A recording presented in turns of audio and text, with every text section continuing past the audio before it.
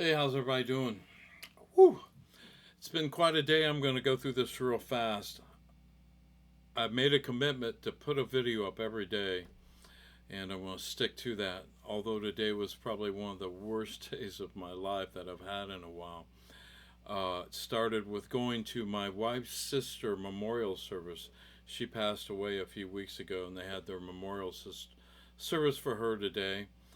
So we went to that this morning, and as we're leaving, I get a text from my son saying that one of my best friends back up in Indiana, where I'm from, and one of my best friends, Robin Slavin, had passed away. And I used to play in bands with him, and he was like one of my best buddies up in when I lived in Indiana. So that set me back. I was pretty heartbroken over that. And 10 minutes later, I get a text from a good friend of ours from here where we live in Lakeland, some good friends of ours.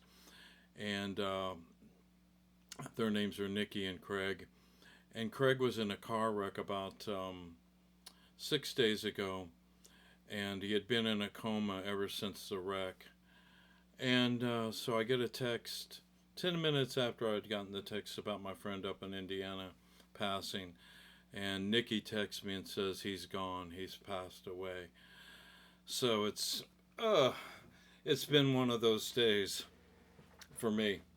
So I didn't have much time to get anything together. It's late, and so I thought, man, I'd sit and play my guitar for a while, and I tried to put a couple cool swing bebop sounding licks together, and this is what I came up with. So I'm gonna play them, and if you want to learn them, learn them. I had a guy also tell me one of the comments. I guess he didn't appreciate me showing my Les Paul. I collect guitars, so I like to show some of my guitars. And I like to talk about guitars.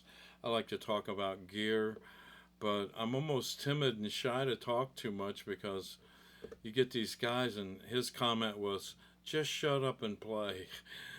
It's like, wow. And I went and listened to the video that he made the comment on. It was like, I was just explaining about the scale I was using, and it was like, as I'm just trying to, help be an ambassador for playing the blues and jazz and just music, period. And then sometimes you have to talk about what you're playing. You just can't play it and go, okay, there you go. I'm not that guy. And I like to talk again. I like to talk about guitars. I like to talk about amps, pedals. I don't use many pedals, but I still dig the ones that I use. But anyway, so here's the first lick, and this is going to be in the key of C.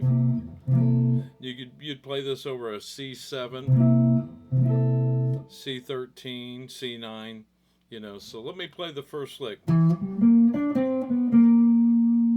So you start here on the 7th fret of the A string with your first finger. You're pretty much outlining an arpeggio here of a ninth chord. Starting here on like I said, the 7th fret of the A string with the first finger, 10th fret, 4th finger on the A string, 8th fret of the D string with your second finger, to the 7th fret of the G string, that's the 9th. Then you go end here on the root, the C note here on the 10th fret of the D string with your 4th finger, chromatically go down a half step to the 9th fret. You end here on the 8th fret with your second finger there. So we got.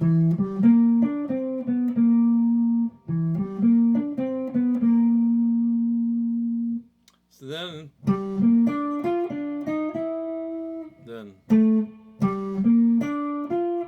there I'm playing an arpeggio in E minor, or excuse me, a G minor 7th arpeggio over the C chord, which works. So you start here on the A string with your 4th finger on the 10th fret, second finger on the 8th fret of the D string, first finger on the 7th fret of the G string, up to the 10th fret of the G string with your 4th finger. Then you chromatically come on the G string starting on the 7th fret, 1st finger, 8th fret, 2nd finger, 9th fret, 3rd finger. So we have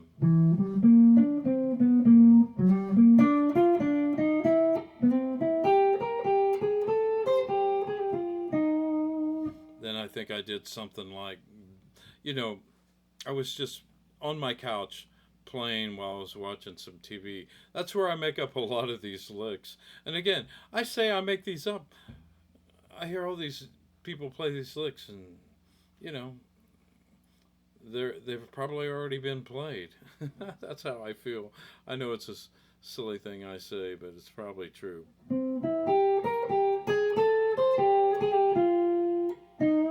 So that last lick here is start here on the 10th fret, 3rd finger on the 10th fret of the D string, 2nd finger on the 9th fret of the G string, 1st finger on the 8th fret of the B string,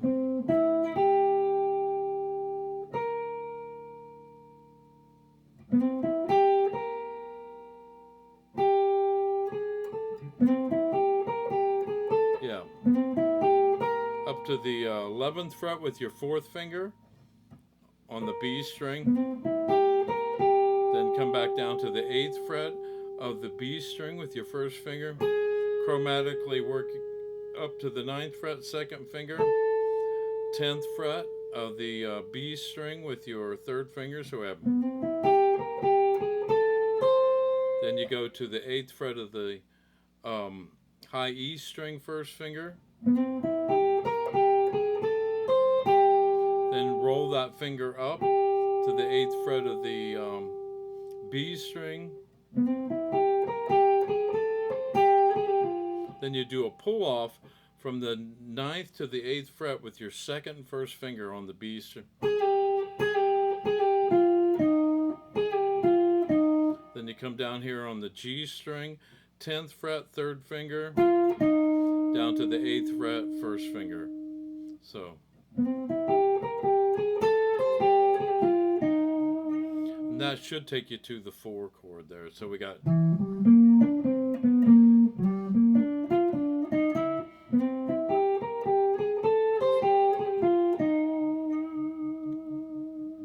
again, I haven't played this over anything.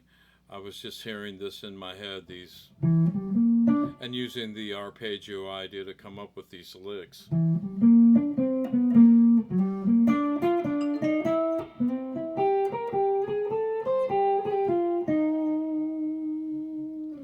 All right, well, listen, I hope you're enjoying what I'm doing. If I talk too much, I'm sorry, but I'm going to keep talking, you know.